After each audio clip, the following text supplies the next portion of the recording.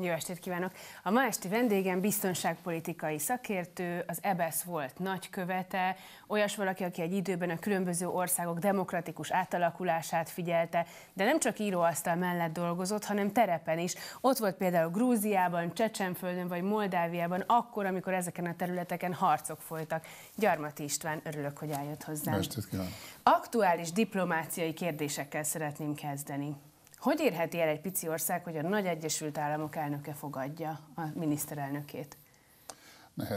Nehezen. Amerikának van egy ilyen rossz szokásuk egyébként, többször is mondtam nekik, hogy náluk az egy privilégium, hogy egy ilyen protokolláris eseményt azt megadnak-e valakinek, vagy nem. Tehát például, hogyha Washingtonba megy egy külügyminiszter, akkor a külügyminiszter, az amerikai külügyminiszter csak akkor fogadja, ha nagyon fontos, vagy ha nagyon szereti, vagy valami különleges oka van. Én azt gondolom, hogy ez hiba egyébként. Tehát, hogy miért? Mert gőgös, vagy mert diszkriminatív? Akiket nem fogad, azok megalázottnak érzik magukat, esetleg elmulaszt egy lehetőséget. Ugye, én tudom, hogy az amerikai külügyminiszter nagyon elfoglalt, nem tudom, hogy 5 perces találkozóra és egy fényképezésre biztos lehetne azért időt találni, és aztán tárgyaljon azzal, aki ebben illetékes. Egy kicsit az amerikai elnöknél is az egy nagy kitüntetés, hogyha valakit az amerikai fogadni, nem az amerikai így gondolják, és hát persze amikor valamiből, hogy gyáróból kevés van, ugye azt nagyon szeretnék az emberek megkapni, tehát általában szeretnének. Na de mit kell villantani egy Magyarország méretű országnak, hogy legyen annyira fontos? Nehéz kérdés egyébként, mert nincs kialakított kritérium. Valamit kell csinálni, amitől fontos lesz az Egyesült Államoknak. Amire azt gondolják az amerikaiak, főleg az elnök és a környezete, hogy ez az ország, vagy ez az ember valamiért fontos nekem. Vagy azért, mert nemzetközileg valamit segít, vagy mondjuk van egy nagy, mondjuk lengyelek esetében, mondjuk Lengyelország magában is fontos, de van egy nagy lengyel népesség, vagy egy nagy ukrán népesség, de ez nálunk Amerikában. nincs. Ez nálunk nincsen, úgyhogy nálunk ez egy nagyon nehéz dolog. Ugye hivatalos látogatáson nem nagyon szoktak kis országok vezetői járni, már kivéve mondjuk a katári sejket, azt valószínűleg inkább, hanem ezek ilyen inkább nem hivatalos események. Tehát ha valaki eléri ezt, akkor ez egy óriási diplomáciai siker. Hát igen, bár azt hiszem, hogy túl van játszva egy kicsit azért a dolog. Azért csak meg kell kérdeznem, hogy mondjuk most az aktuális helyzet, tehát mondjuk egy Amerika és Magyarországban is érdekelt felsőoktatási intézmény, ez lehet ok arra, hogy egy ilyen találkozó létrejöjjön? Ez szerintem se arra nem ok, hogy létrejöjjön, se arra, hogy ne jöjjön létre. Ez egy olyan dolog. Én azt gondolom egyébként, hogy ez rendeződni fog az Egyesült Államok és Magyarország között valamilyen módon. Senkinek se érdeke, hogy föntartsa ezt a helyzetet. És nem hiszem, hogy ez olyan méretű esemény lenne, hogy az amerikai elnök ilyen figyelmet szenteljen neki. Nem is biztos, hogy egyáltalán foglalkozik vele. Lehet, hogy ugye a CEU rektor lobbizása az azért eljuttatja hozzá. Vagy a Nobel-díjasok lobbija, vagy nem tudom. Igen, tehát ez lehet, hogy eljuttatja, bár azt hiszem, hogy Trump nem nagyon a Nobel-díjasok. Igen, én is így folytattam volna a mondatot. Jó, tehát ez sem.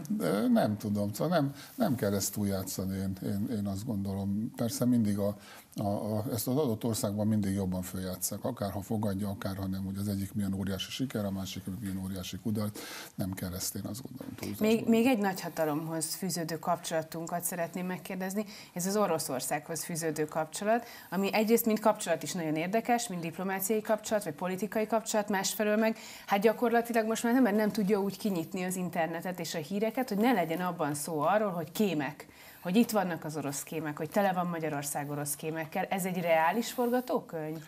Hát, ha orosz fejjel gondolkodunk, akkor Oroszországnak a jelenlegi vezetése azt gondolja, hogy a fő veszély, vagy legalábbis úgy csinál, mintha ezt gondolná, hogy a fő veszély Oroszországot a NATO és az Európai Unió részéről fenyegeti.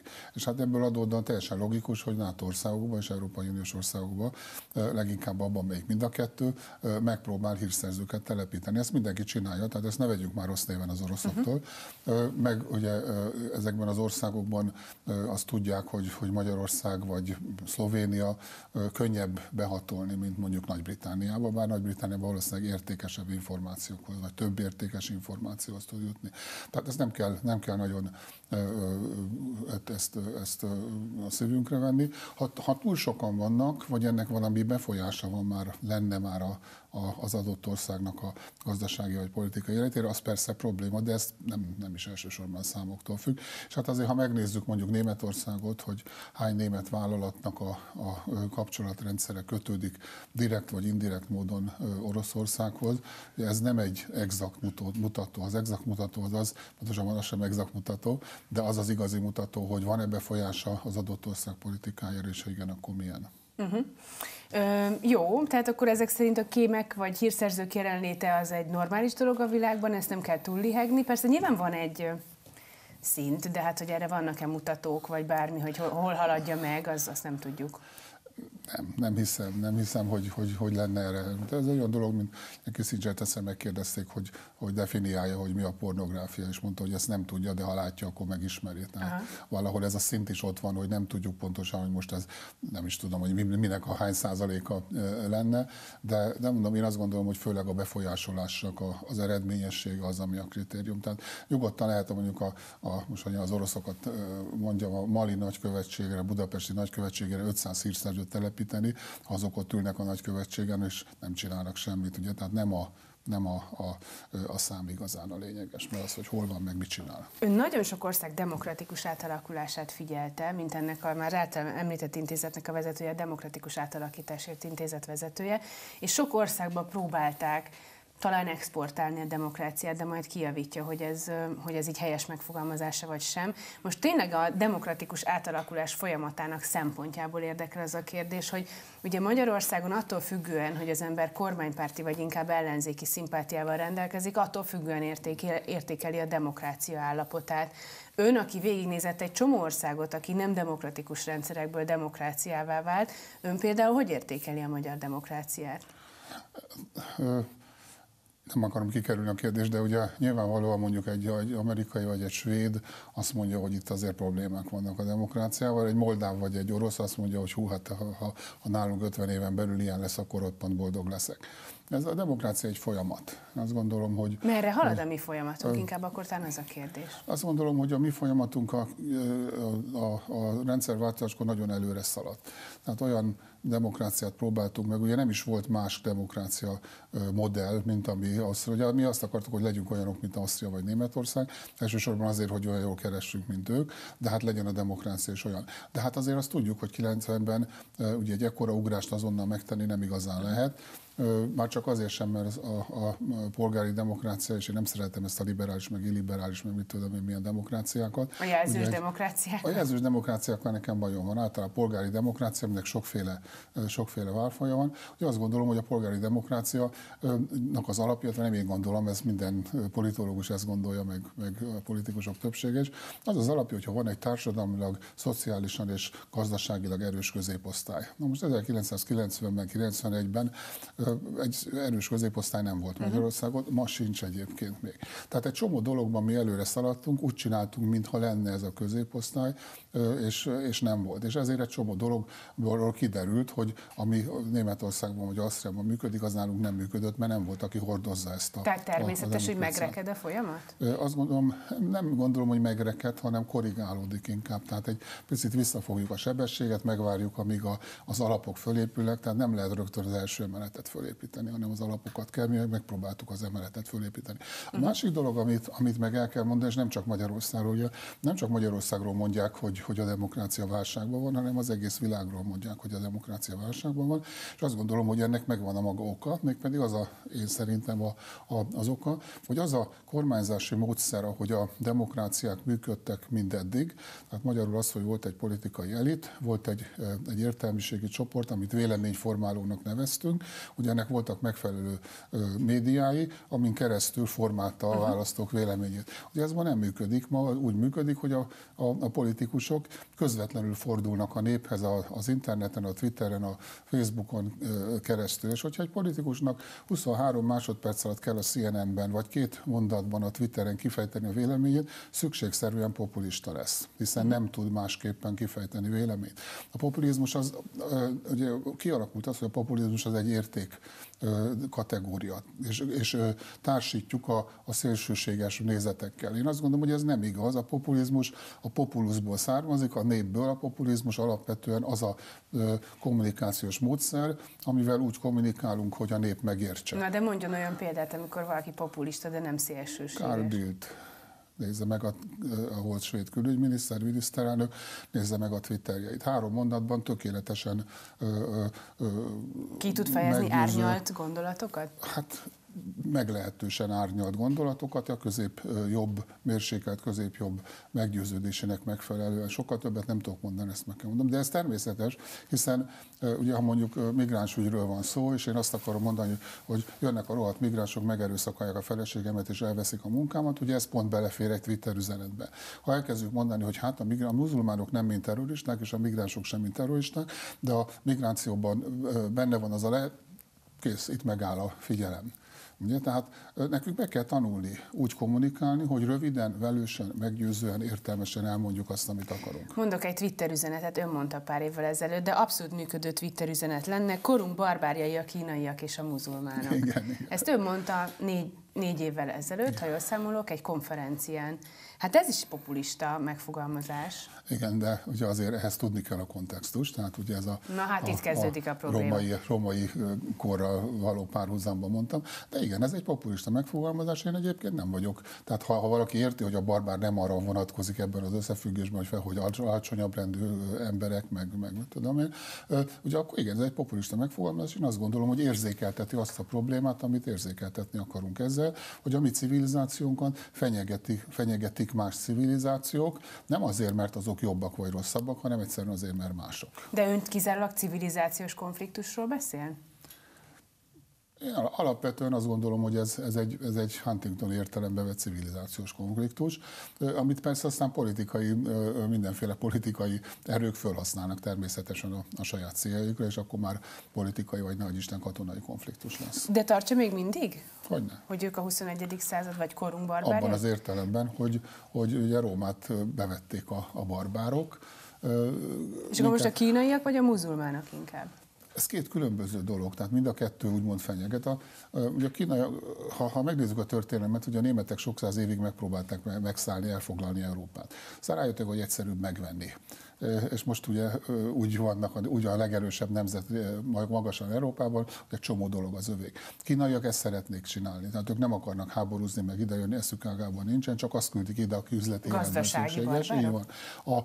A muzulmán fundamentalizmus, és ugye nem a muzulmánok általában, a muzulmán fundamentalizmus az nem gazdasági hatalmat akar, az valóságos hatalmat akar, és be akarja ezeket az országokat sorolni abba a kalifátusba, amit ők kalifátusnak neveznek, ugye, amit az iszlám állam megtestesítene. Elfelejtjük egyébként, hogy ez nem az egyetlen kalifátus, tehát évekkel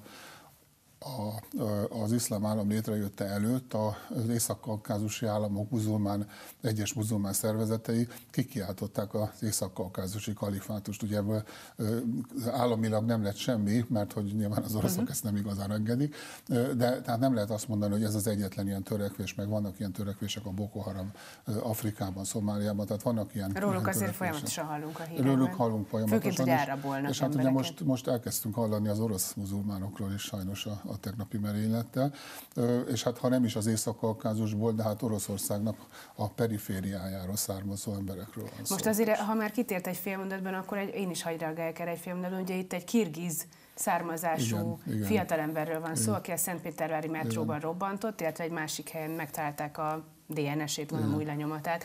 Na de azt nagyon nehéz dekódolni, hogy mit jelent, hogy ő egy kirgiz származású, muzulmán vallású ember. Ennyi. Akkor ez egy terrorista merénylet? Egy muzulmán terrorista merénylet? Ja, nem tudjuk igazán a hátterét még, de hát ugye egyre több olyan merényletet látunk, amelyik nem úgy terveződik, hogy Rakkában, az iszlám állam fővárosában valakik leülnek, megtervezik, és akkor oda küldik az embereket, hanem ez egy olyan kvázi mondjuk franchise rendszer, hogy úgy csinálom, mint ők, hasonlít rájuk, amit csinálok, tőlük veszem az ihletet, nem feltétlenül velük való szoros kapcsolatban, de lehet, hogy egyáltalán nincsenek kapcsolatban. Tehát egy csomó olyan merénylő volt, akik ezek a késes merénylők, akik nem voltak kapcsolatban az iszlám állammal. Tehát egyszerűen csak ők maguk elhatározzák, és véghez viszik a tettet. Sajnos ugye a fanatizmus az nagyon sok mindenre képes, és hát a sajtótisztelet a kivételnek fölkapja ezeket a dolgokat, és úgy néz ki, mintha állandóan terrorista merényletek lennének Európán, holott pedig nincsenek, és elmondják, hogy bizony vannak olyan becsületes, rendes muzulmán fiatalemberek, akik megölnek egy másik embert.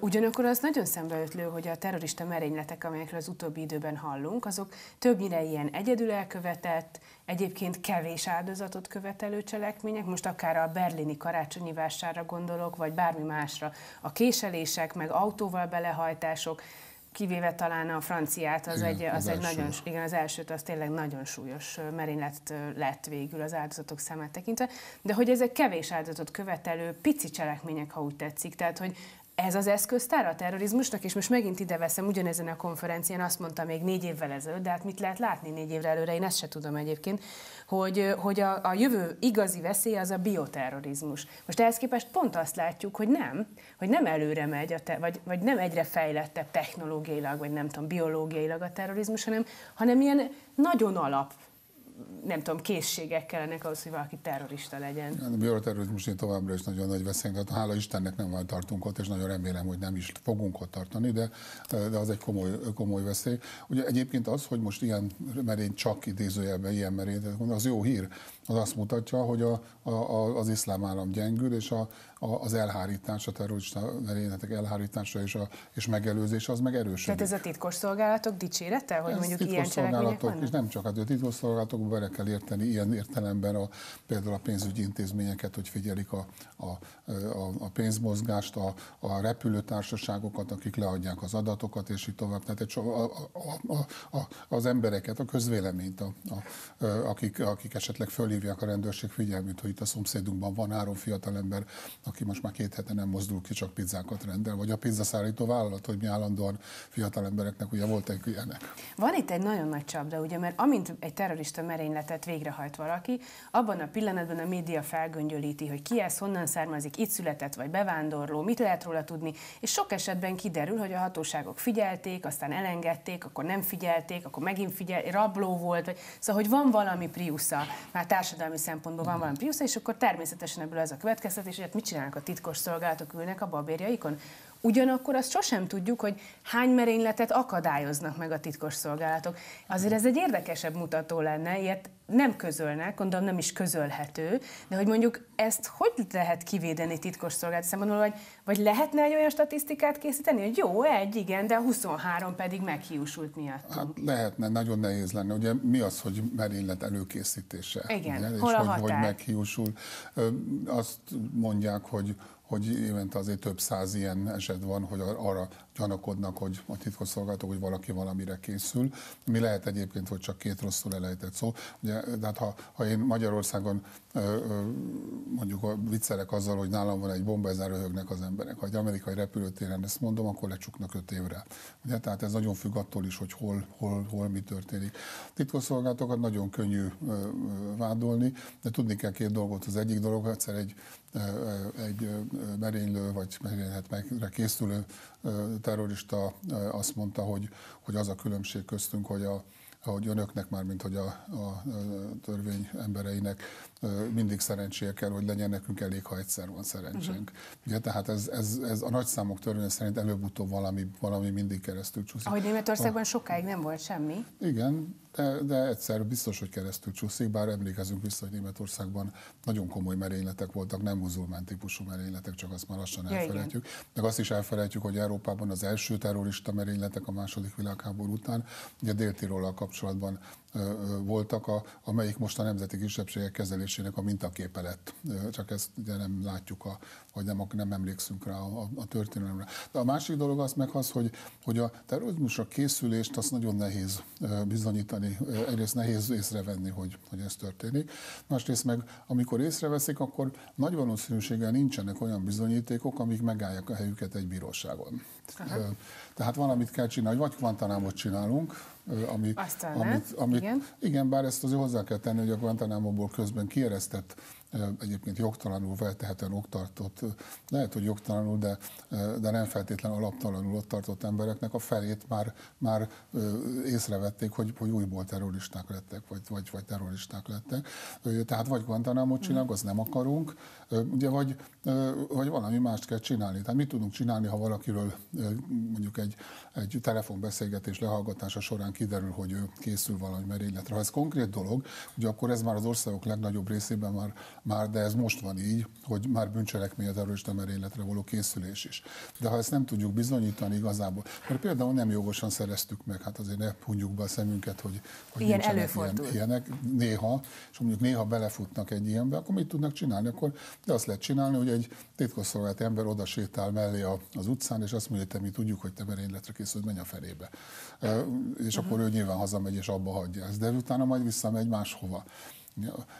A harmadik dolog pedig az, hogy igen, sok embert megfigyelnek, de hát nem lehet több ezer ember mellé rendőrt állítani 24 órában. Tehát nem tudjuk az esetek nagy részében, hogy jó, benne volt a rendőrségnek vagy a titkosszolgálatnak a látókörében, ez még nem jelent igazából semmit. Ezeknek egy töredéke csak az, akiből terrorista, és van egy csomó terrorista, aki nem is ebből a körből jön. Ugye azt is sokszor hangsúlyozza, és szerintem ez az, ami mondjuk legalább 2001 óta biztos, hogy megállja a helyét, hogy a biztonság az, ami sérül, vagy a jogok sérülnek, tehát hogy a szabadság sérül a biztonság miatt.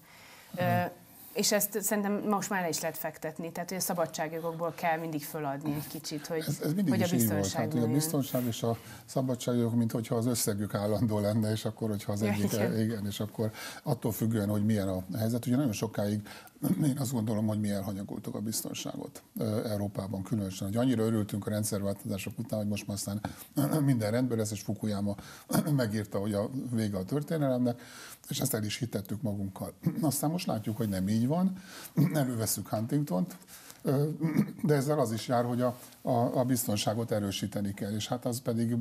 Hát most ez zajlik a világban. Igen, de ugye a kérdés az, hogy mennyit érdemes feladni, mennyit lehet feladni a szabadságból a biztonság érdekében. Hol a határ? 30-70, 40-60? Az is a szerint szabadságok, hogy ne gyilkoljanak meg, vagy ne robbantsanak föl. Ugye az is egy elég alapvető jog, emberi jog. Igen.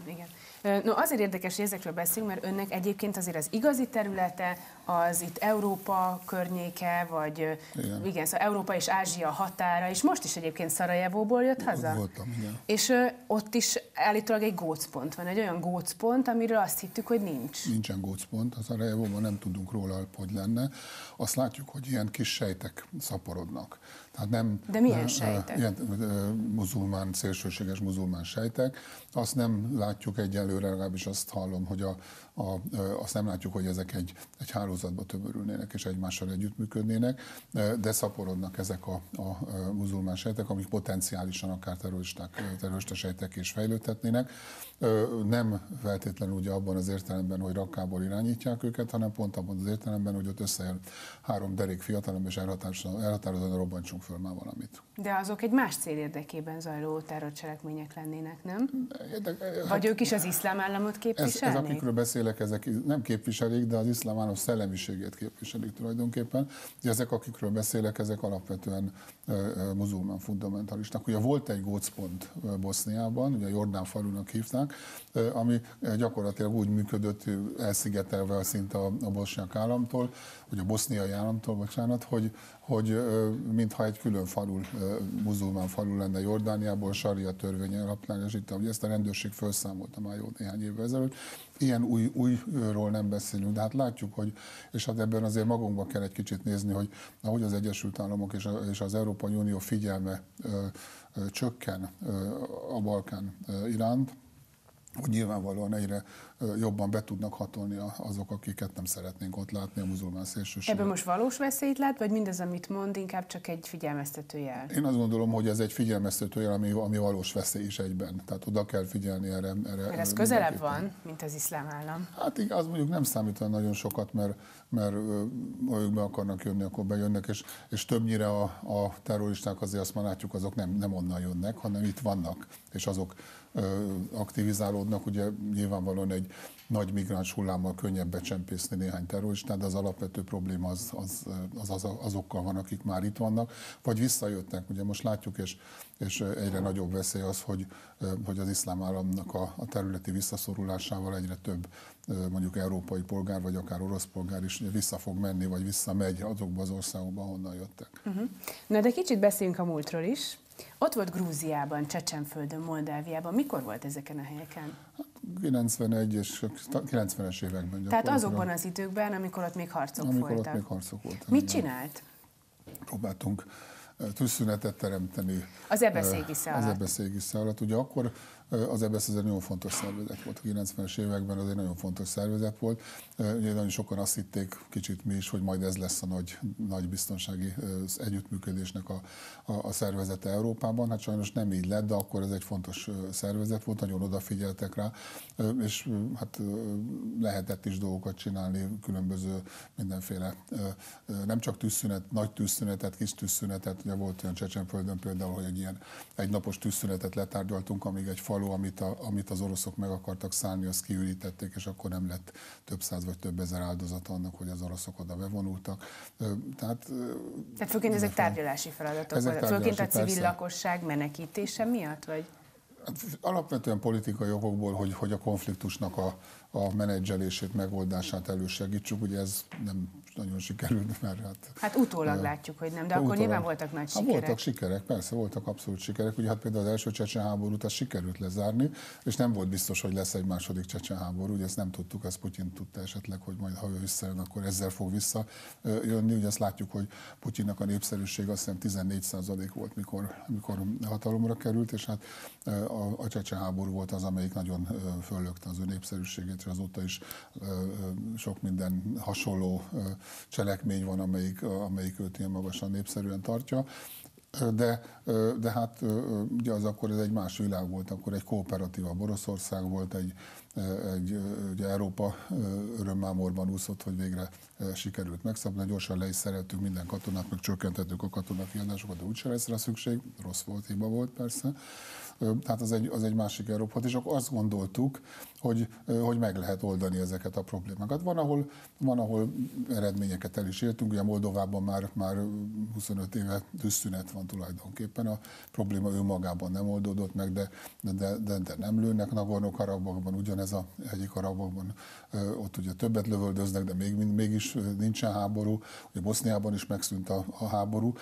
Jó, mondjuk Boszniában egy kicsit bombázni kellett előtte, hogy legyen, de mégis sikerült. Tehát elértünk, én azt gondolom, eredményeket. A probléma igazából az, hogy egyrészt és Grúziában is ugye a 2008-as orosz invázióig tulajdonképpen rendben volt a dolog abból a szempontból, hogy nem volt háború. De önnek nagyon jó orosz diplomáciai kapcsolatai vannak? Hát, hogy vannak, azt nem hiszem, de voltak. Vagy már nincsenek? Most is vannak, de nem tudom, én nem hiszem, hogy mostanában elfogadnák engem az oroszok különösebben tárgyalópartnernek. Miért? Mert mióta 80-as évek közepe óta azon dolgozok, hogy hazamenjenek innen Magyarországról, meg feloszlassuk a Varsói Szerződést, meg kitagarodjanak innen, onnan, amonnan, ahol háború van. Én se szeretném magamat, ha orosz diplomata lennék. Ezek szerint járt harctéren? Hogyne. Tehát lőttek ön körül? Hogyne, persze. Ezek nagyon éles helyzetek lehetnek. Volt olyan helyzetben, amikor menekülni kellett? Hát attól függ, mi az, hogy menekülés. Hát ugye, mondjuk, amikor az ember az életét menti, mert lőnek. Persze, igen. Az egy nagyon fura helyzet, mert én egy lusta disznó vagyok. Én se autóbusz, se nők után nem szoktam futni, meg általában úgy gyűlölök futni egyszerűen. De észrevettem, hogy amikor lőnek az emberre, akkor, és mondjuk van rajtam egy sisak, meg egy páncélmellény, ami rohadt nehéz, ugye akkor különösen még nagyon nehéz volt, nagyon jól tudok futni akkor azt a néhány 10 vagy 100 méter. Hol kellett futnia? Groznyban, tehát Csecsenföldön, Grúziában egyszer ott nem kellett futni, de megszállták a repülőgépünket, fegyveresek, ugye őket ki kellett. Ne váljon sorba, tehát miért kellett futni? Mellőttek. Groznyban. Igen. És akkor egyszer csak futni kellett fedett Hát helyre. kellett valahova, igen, ahol nem, ugye talán emlékszik rá, már még túl fiatal hozzá, de úgy biztos olvasott róla, hogy Groznyban az elnöki palota hányszor cserélt gazdát. Ugye mi akkor voltunk ott, amikor az oroszok elfoglalták az elnöki palotát előző nap. De hogy az előtte lévő térnek a másik oldalán még a csecsenek lázadók voltak, hogy most ezt a kategóriát használom. Úgyhogy mindenki, aki oda akart menni a palotába, ami egyébként romos volt, nem volt semmi, azt lelőtték, vagy le akarták lőni. És mióta hát mi kíváncsiak voltunk az emberben, van egy ilyen kíváncsi, hogy benézzek abba a palotába, ha már ott vagyok. Volt velünk egy magyar tévéstába, kiváló Pogár Demeter barátommal, aki szintén nem egy ilyen sportos alkat, mint én vagyok, és ugye együtt futkároztunk, és azután mindig röhögünk, hogyha most annyit futni, mint akkor futkoráztunk, biztos nem bírnánk. Na jó, ez utólag jól hangzik, de ott lőttek is le valakit önök közül, akik... Nem, érdekes módon nem. Tehát mindenki megúszta. Igen, olyan lehet, hogy volt, hogy az orosz katona kísérők közül, de azt nem tudom, hogy hát nem mondtak. És a repülőgép, ott mi történt? A repülőgép az egy... Ez Grúziában történt. Ugye elmentünk Abháziába, egy magángépet, úgy magángép, hogy nem menetrendszerű, kibérelt chartergéppel, és mire tárgyalni voltunk a vezetés, az Arcimba nevű, akkor még élő elnökkel, és mire visszamentünk, tele volt a katonák, a repülők grúz katonákkal, akik el akartak menekülni onnan, mert tudták, hogy el fog esni a város, és hát ugye ott ki kellett őket valahogy üríteni. Hogy? Tárgyalással, meg fenyegetőzéssel, meg hát azért úgy gondolom, hogy egy nagyon vállalható kompromisszum, hogy a sebesülteket elvisszük magunkkal. Azért azt gondolom, hogy azt... Tehát a sebesült grúz katonákat? Azok maradhatnak, de aki nem sebesült, az menjen le a gépről. Igen, és a sebesült grúz katonák fegyvereit is vigye magával, mert nem szeretjük, hogyha fegyver sok géppisztolyos van a gépen. Igen. És akkor ez egy vállalható kompromisszum volt? Én azt gondolom, hogy sebesülteket mindig ki kell menni. Tehát a katona, amikor meghal vagy megsebesül, akkor igazából elveszti a nemzetiségét, akkor sebesült és halott. Na és akkor mi lett a vége meg a helyzetnek? Az felszállt a repülőgépünk, és tehát leszálltak a katonák, sikerült ezt kitárgyalni, hogy ők leszálljanak? Igen, jó munkám volt egy amerikai, azt mondta, hogy mindjárt hívja az amerikai tengergyalogosokat, ezzel jókat röhögtek, de hát azért ugye megijedtek, hogy hát ha mégis valamelyik, nem tudom honnan. Tehát egy csomó ilyen jó rendőr, rossz rendőr, meg hát tárgyalni kell velük, tudni kell tárgyalni, hogy kell az ilyen... És van ennek speciális, nyilván tanulja, jó, ez nem is nagyon amatőr kérdés, de nem baj, ezért folyteszem. Tehát van olyan speciális dolog egy ilyen tárgyalásban, amit nem mindenki tud? Nyilván van egy csomó dolog, amit megtanítanak. De azon felül, aki sikeresen tárgyal, az egy másik kategória, mint aki nem. Ez egy olyan dolog, ha én megtanulnám a Hamletet, és eljátszanám a Hamletet, tökéletesen meg tudnám tanulni, mert most már nem, de lehet, hogy tökéletesen meg tudom tanulni, de azért Gábor Áron meg Laurence Olivier mégis egy picit másképp csinálta. Tehát a tárgyalás is így, hogy meg lehet tanulni egy csomó minden, meg is kell tanulni, de hogy ezt az ember hogy adja elő, azt azért rutin, meg egyéniség, meg nem is tudom, szóval sok mindentől függ. De ön például milyen specialitása egy tárgyalásnál van ilyen? Mondjuk egy ilyen feszült helyzetben, szálljatok le a gépről, nem szállunk le. Fegyverekkel vagytok. Feszült helyzetben például én vicceket szoktam mesélni, mert az föloldja a feszültséget. És ha sikerül megnevettetni a partnert, akkor ezt egyébként előadásokon is jó alkalmazni, mert még mielőtt elalszik a hallgatóság, hogy az ember elmesél egy viccet, és akkor fölébrednek. Van tuti vicce, ami sokszor bejött? Sok. Ez helyzettől függ. Tehát katonáknak valószínűleg olyan vicceket mesélek, amit itt most nem mesélnék el, mert betiltanák a műsort. Akkor egyetemi előadáson valószínűleg nem. A katonák érdekeltek volna. A katonáknak olyat mesél az ember sokszor, ami hát szexista? Nem azt is, igen. Szexista, nem szalonképes, de ön képes így beszélni? Hát persze, hát egyébként aki akar, az képes erre. Hány nyelven tud viccet mesélni? Hát néha magyart beértve is 4. Tehát magyarul, angolul, oroszul? Német, angol, orosz. Németül, aha. Tehát a nagy nyelveken tud viccet mesélni. Igen. Franciául nem tudok, de... Sose fél? Utólag. Ott a helyszínen nem? Nem. Nem féltette az életét? Nem. Meg voltam győződve, hogy sose lesz semmi bajom. Valószínűleg máshogy nem is lehet belemenni ilyen helyzetekbe, nem? Ja, akkor egyébként, ha például egy tárgyalás közben azt látja a katona, hogy félek tőle, akkor már nyert. Igen? Hát és látja. És hát ha félek, azt látja. Ugye a kutya is megérzi, a katona is látja, hogy az neki életfontosságú, hogy észrevegye, hogy viselkedik a másik fél, az ellenség, vagy a feltételezett ellenség. És van olyan helyzet, amit utólag, ahogy újraértékelt, rájött, hogy hogy ez nagyon félelmetes volt, és igazán veszélyes, és hogy annak nagyon, tehát meg is halhatott volna. Van, persze, de utólag egy csomószor, amikor átgondolom, azt mondja, hogy milyen hülye voltam, hogy a francnak mentem én ebbe bele. De hát aztán persze örülök neki, mikor már túléli az ember, akkor örülnek, és egy jó emlék is, hogy na, ezt is túléltem. Szóval azért és melyik az ilyen mondjuk legmeghatározóbb, amiben nagy butaság volt belemenni, de hát nem szerencsés nyílt ki belőle, hiszen csak nem gondoltam végig előtte. Nem gondolom, hogy butaság volt, főleg, hogy sikerült kijönni belőle. Ugye az lenne a nagy butaság, amiből nem sikerül kijönni. De hát nem biztos az, hogy egy magyar diplomatának feltétlenül el kell menni az ostromlott Groznyba, és ott rohangálni az elnöki palotába valami okból kifolyólag. Ugye igazából, ha belegondolok azt, hogy mi oda mentünk az elnöki palotába, az vakmerő volt. Vakmerő volt, és nem volt igazából politikai értéke. Tehát ettől az oroszok nem hatódtak meg, hogy na most ez oda ment, és akkor most sokkal engedékenyebbek leszünk. Mondjuk annyit látnak, hogy komolyan veszi a dolgot és az ember is. De hát újságíróknak ez nem kell magyarázni, mert újságírók a diplomatáknál sokkal gyakrabban kerülnek veszélyes helyzetekbe, és mégis belemennek azért, hogy egy jó 20 másodperces snittet be tudjanak vágni. Ugye megéri? Hát a haditudósítók. Hát ma már azért elég, igen, de hát én emlékszem azért sok, majd ott volt Pogár Deneter, akivel sokat mentünk, aki tényleg úgy ős egy ilyen sportos vakmerő alkatnak néz ki. Habozás nélkül jött mindenhova. Sőt, még kergetett is, hogy menjünk már csinálni, ott is szeretnék egy felvételt csinálni. Aha. Jó, hát nyilván hajtja az embert az adrenalin is ezekben a helyzetekben. Halt meg barátja, ismerőse ilyen helyzetben? Voltak ismerőseim, akik meghaltak, és volt olyan, aki súlyosan megsebesült, egyik kollégám, Mészáros Sándor nagykövet úr, ugye őt egy orosz teherautó elgázolta igazából, és azt tudjuk, hogy nem véletlen volt ő, neki ki kellett venni azt hiszem a lépét, és elég súlyosan megsebesült, szerencsére túlélte. Ott volt ön akkor? Nem. Van olyan, amit látott is? Ön persze, mellett történt? Persze, igen. Amikor valakit lelőnek például? Igen, van ez előfordult. Látott ilyet? Láttam, igen. Tehát látta a becsapódását, igen, a lövedéknek és a halált magát? Igen, volt ilyen. És azt utána hogy dolgozza fel az ember, hogy látja a gyilkolást? Hát, ugye, ott, amikor ott van, akkor az adrenalin az segít, hogy akkor hát ott hirtelen menti az ember magát.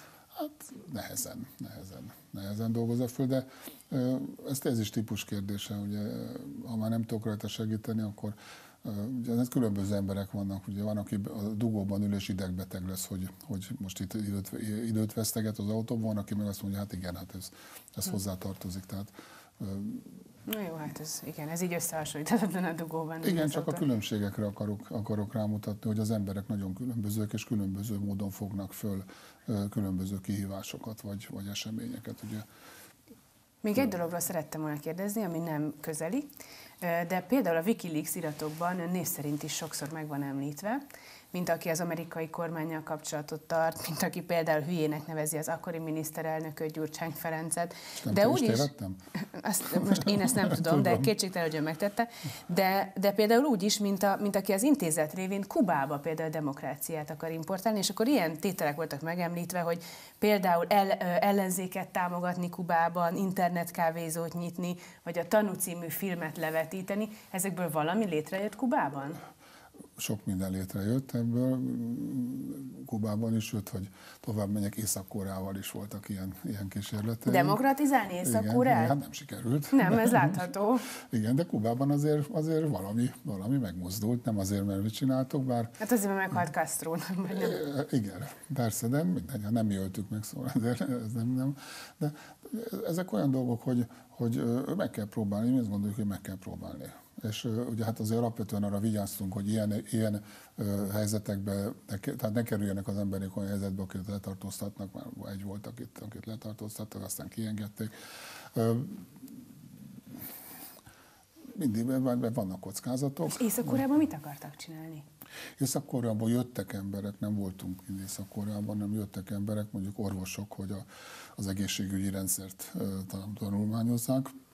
De hát mi úgy tanítottuk nekik az egészségügyi rendszert, hogy működik mondjuk egy demokráciában az egészségügy, nem az, amikor mindig, tehát hogy hogyan a betegbiztosító pénztárak magánpénztárak, és így tovább, hát így néztek, hogy ez milyen érdekes. Tehát ugye nem csak azt tanítottuk meg nekik, mert tanították meg nekik az orvosok, hogy kell szívműtétet végezni, hanem ezt is megtanítottuk. És én azt gondolom, hogy ezek helyes dolgok. Csak aztán nem tudták valószínűleg Észak-Koreában hasznosítani. Egyelőre nem, hát Isten de a tudás ott van legalább. De még egyet olvastam, hogy aztán Bolíviában is próbálkoztak. Bolíviában nem voltunk, nem Bolíviában nem voltunk, Chilében voltunk, a messzi országok közül. Mert megkérdeztem volna, hogy És Chilébe sikerült is. Ugye ott már nem nekünk, hanem hát Chilébe azért ott egy elég szilárd demokratikus rendszer alakult ki. Érdekes módon a világ egyik legvadabb fasizmusa után. Na jó, mindezek közül, amiről eddig beszéltünk, ön melyikre a legbüszkébb, vagy legfontosabb tárgyalási eredménye, vagy... Hát én azt gondolom, hogy a szovjet csapatok kivonása és a Varsói Szerződés feloszlatása az, amiben részt vettem, és nagyon fontos volt, és azt gondolom, hogy ez az ország. És abban mi volt a szerepe? Tehát a delegációnak voltam a tagja, mondjuk a katonai kérdéseket, a civil katonai kérdést, tehát a civilekre tartozó katonai kérdéseknek voltam én ott a felelőse. És ez mikor dőlt el, hogy kivonulnak? Az oroszok, vagy a szovjetek? Hát valamikor úgy 89 körül. Na de mégis mikor? Június 16-ára már eldőlt? A Nagy Imre újra temetésre? Én azt gondolom, hogy Gorbacsov eldöntötte már korábban, és azért kezdődtek el a tárgyalások, ugye nem csak Magyarországgal, de mi ezt nem tudtuk igazából, hogy ő ezt hogyan döntötte. De tehát Magyarországnak volt egy ilyen teszt szerepe is, hogy na megpróbáljuk, hogy tényleg engedélye és nem avatkozik be. Tehát igazából csak utána tudtuk meg, amikor megpróbáltuk megenni a pudingot, és jó íze volt. Tehát az már 89 vége 90, igen, ugye? Igen. Még egy dolog, egy rövid kérdés, rövid kérdés és rövid válasz, hogy ön milyen kapcsolatot jósol Magyarországnak és Oroszországnak? Mondom, hogy Oroszország általában egy darabig még ezt a revansista politikát fogja folytatni, és egy idő múlva rá fog jönni, hogy ez nem vezet sikerre, rá fog jönni, hogy Kína az ő számára nem szövetséges, hanem fenyegetés, és az egyetlen, és a muzulmán fundamentalizmus is Irán az ő számára inkább fenyegetés, mint nekünk, és akkor vissza fog jönni, nem olyan módon, mint ahogy ezt gondolják, hogy aztán mindenben együtt fog működni velünk. Egy korrekt együttműködés fog kialakulni szerintem az Európával, Amerikával és Magyarországgal. Ez most optimista forgatókönyv, vagy reális? Én reálisnak tartom. Nagyon szépen köszönöm, hogy eljött hozzánk és beszélgettünk, várjuk máskor is. Gyarmati Istvánnal beszélgettem az elmúlt percekben, aki a világ nagyon sok pontján ott volt, mondjuk béketárgyalóként, és egyébként pedig íróasztaloknál tárgyalóként és megfigyelőként. Ha visszanéznék ezt a műsort, akkor megtehetik a YouTube-on, vagy a Facebookon, keressenek engem. Jó éjszakát kívánok!